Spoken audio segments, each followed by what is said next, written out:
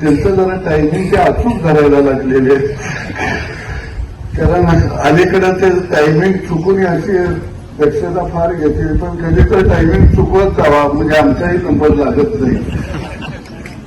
पण मग काही हरकत नाही.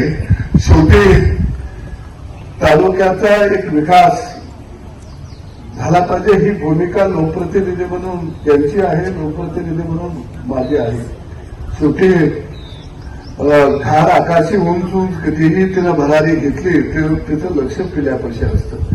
आणि म्हणून सभागृहामध्ये सुद्धा आणि बाहेरही खऱ्या अर्थानं आम्ही राजकीय क्षेत्रामध्ये आमचे प्रवाह वेगळे असतील, काही विचारामध्ये मतभिन्नता असू शकते, परंतु सामाजिक दृष्टिकोन हा निश्चितपणानं आम्ही जपण्याचं काम या तालुक्यामध्ये राजकारणामध्ये सगळ्याच मंडळीने आम्ही केलेलं. आणि तालुक्यासाठी एखादी गोष्ट येत असेल तर कारण तर आम्ही आपल्याला पूर्तता करू, पण एनकॉसमध्ये आपलं सेंटर कसं येईल हे बघण्याचं काम आपण करू. आज गुढीपाडवा आहे, गुढीपाडव्याच्या सगळ्यात पहिल्या शुभेच्छा मला सदाभाऊंना देता आल्या, त्यामुळे आजचा दिवस फार चांगला आहे. नवी सुरुवात आमची आता सुरू झालेली आहे, नवं वर्ष आहे. आणि म्हणून सदाभाऊ खोत आणि तुम्हा सगळ्यांना नगराध्यक्षांना खास करून मी या गुढीपाडव्याच्या मनपूर्वक शुभेच्छा देतो. आपण पत्रिका बित्रिका नसताना तोंडी सांगून सगळे आले आणि आपण मोठ्या प्रमाणामध्ये या ठिकाणी उपस्थित राहिलात. आपलं हे केंद्र उत्तम होणं हेच लोकांचा प्रतिनिधी म्हणून मी आग्रह करणं हे अपेक्षित आहे. आणि त्या दृष्टीने गेले काही वर्ष सतत सातत्य ठेवून आपण या सगळ्या सुधारणा करतो.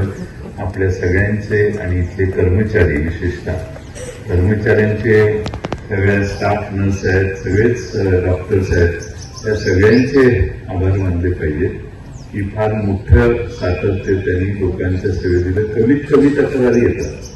मध्ये एक जण असे होते, सदाभाऊ, मध्ये एक जण असे होते की ह्यांचं ऑपरेशन चाललंय तर दार उघडून आज जाऊन व्हिडिओ शूटिंग करायचं. त्यांना तक्रार वगैरे केली होती, तर ते काय थांबलं प्रकरण. सांगायचा मुद्दा काय की लोकांचं लक्ष फार असतं, त्यामुळं तुम्ही कुणाचीच तक्रार येऊन देत नाही. एवढी चांगली सेवा तुम्ही सगळ्यांनी केलेली आहे, त्याबद्दल इथल्या सर्व कर्मचाऱ्यांचे, सगळ्या महिला भगिनींचे, डॉक्टरांचे मनपूर्वक आभार मानतो. सदाभाऊ खोत यांनी जुन्या आठवणींना उजाळा दिला. फार जुन्या आठवणी 1982 सालापासूनच्या त्यांच्याकडे आहेत.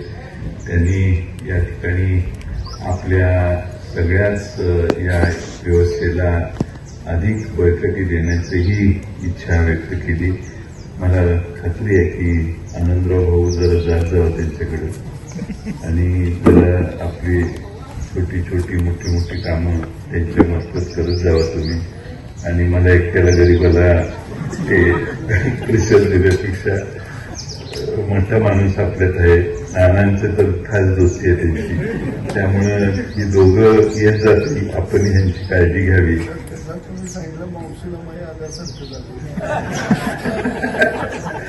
त्यामुळे त्यांना